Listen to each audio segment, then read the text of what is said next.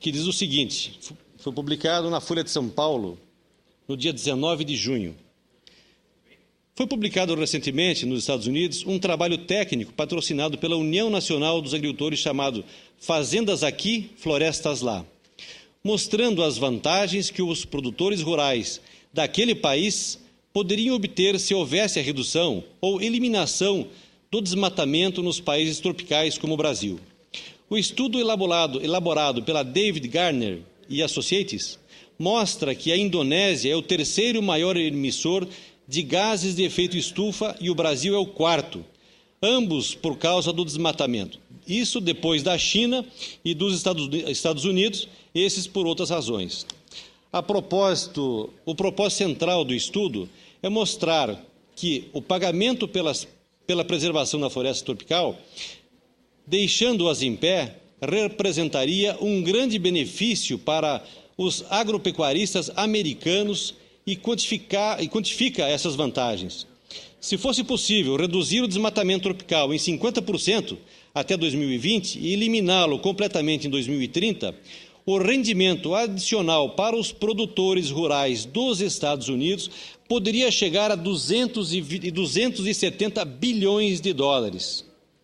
Boa parte desse resultado seria obtida com a redução da concorrência provocada pelos eficientes produtores brasileiros de soja e carne bovina nas áreas desflorestadas.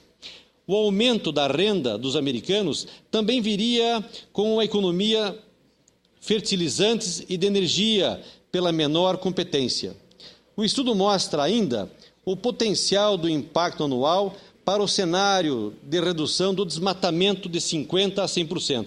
No caso da soja, para uma redução de 50%, o aumento anual da renda para os sujicultores americanos seria de até 420 milhões de dólares, tendo como referência os valores de 2008, e aumento de até 590 milhões de dólares na hipótese de desmatamento zero no Brasil.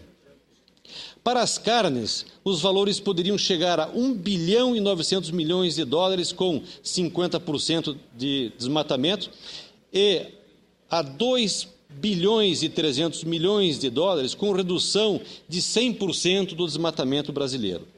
São números espetaculares que justificam o interesse dos produtores rurais dos Estados Unidos pela diminuição da concorrência com brasileiros e outros produtores tropicais. Como a concorrência se daria pelo aumento da produção nesses países devido ao desmatamento, o trabalho propõe que uma política climática se viabilize o pagamento pela manutenção da floresta em pé. Essas ideias têm pelo menos duas interessantes vertentes para análise. Por um lado, fica claro o interesse dos nossos concorrentes em evitar o crescimento da produção rural no Brasil e outros países tropicais, o que justifica ações de outra natureza contra o desmatamento das nossas regiões.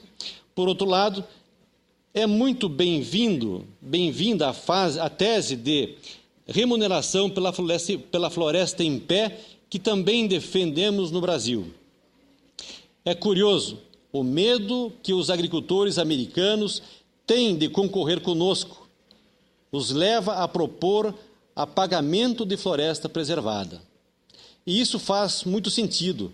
A FAO, para a Organização das Nações Unidas para a Agricultura e Alimentação e a Organização para a Cooperação de Desenvolvimento Econômico, acabam de publicar um importantíssimo estudo mostrando que, durante os próximos 10 anos, o Brasil será de longe o país com maior crescimento da produção agrícola. De acordo com o relatório, a expansão do agronegócio brasileiro será de 40% até 2019, o dobro da média mundial, enquanto nos Estados Unidos e também no Canadá, o crescimento ficará entre 10% e 15%. Mesmo em países agrícolas fortes como Rússia e Ucrânia, a expansão não chegará a 30% no período, enquanto a China será de 26% e na Índia de 21%. A Austrália não chegará a 10% e a União Europeia só 4%. Portanto,